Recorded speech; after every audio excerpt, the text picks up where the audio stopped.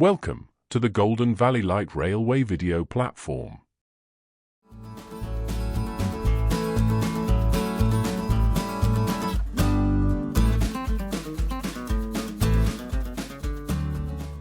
This is a restoration blog video.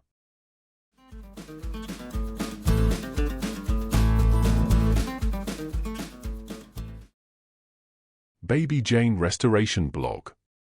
Number 10, August 2024.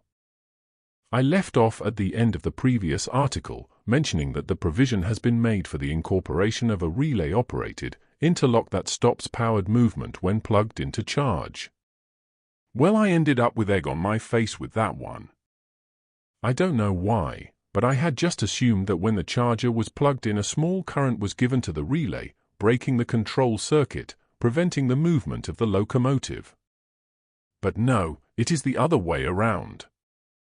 Battery current is always there until it's plugged in, thus breaking the control circuit, and since we have a battery disconnect and emergency stop switch, which does the same job, we don't actually need that fancy safety feature. Well, it was only a couple of hours of head-scratching trying to make it work. The relay and its associated wires were removed the same day they were fitted. Mention was also made in the previous article of the final drive gearbox dipstick. Other railways with WR5 locos that I reached out to all came back to us with assistance where they had a dipstick, as some found they are in the same boat as us with it missing. Those that had one were able to remove their dipstick and photograph them beside a tape measure so I could see how it should be. Using all the photos from both Richard Faust Fellows at the Great Bush Railway and Ben Coulson at the Lee Bailey Light Railway, I have been able to create an engineering drawing that will let us manufacture a dipstick when some suitable material or an existing old car dipstick that can be cannibalized and adjusted to the correct dimensions is found. Do you have one we could possibly use? It would need to be just over a foot long. When Baby Jane was first tested, the need to fix and fit the seat was also discussed. Holding on and operating the controls was not easy when stood on the footplate. The repair of the original seat was completed, as can be seen. When restoration started, the original seat stem tube was broken off from the attachment plate, and the adjuster and stem were seized solid inside.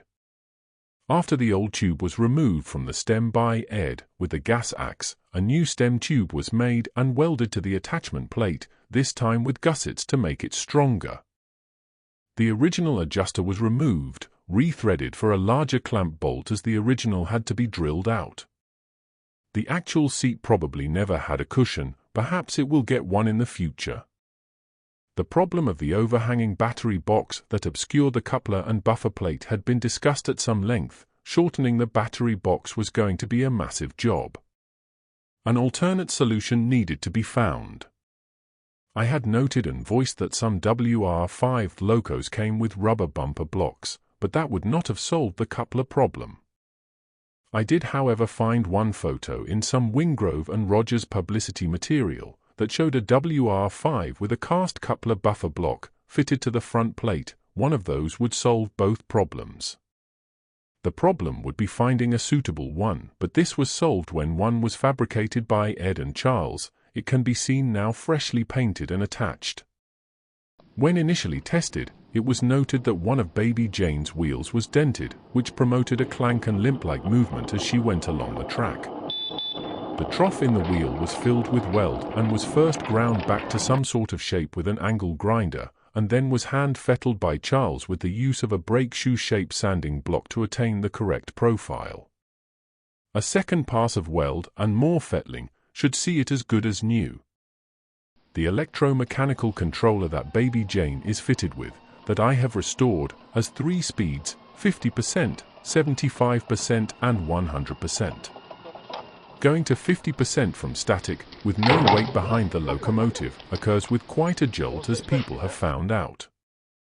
Like NG24, the blue WR5 at the Great Bush Railway, named Titch, has an electronic, cable-form pulsomatic controller that allows fine control and smooth acceleration. This type of controller would have not lasted well down a damp mine. I have the wiring diagram for this type of controller on a WR5, supplied by Brian at Alan Keefe's Limited. In around 2016 we scrapped an EasyGo Titan electric truck that came from a hospital. Its controller dates from 2006 and is along the lines of a pulsomatic electronic controller, but in the modern way, more complex, but supposedly safer. Currently I am investigating if it can be made to work on Baby Jane. If fitted, I would not compromise the existing controller. It could be done with a sort of disconnect, reconnect option to preserve the originality, but in general operation make it a lot smoother to operate. I like this option. It's keeping my mind busy. I will report my findings in the next article. That concludes this restoration blog. Please consider to like this video by checking the thumbs up symbol. You may want to subscribe to the channel to see further episodes and other content on the GVLR video platform.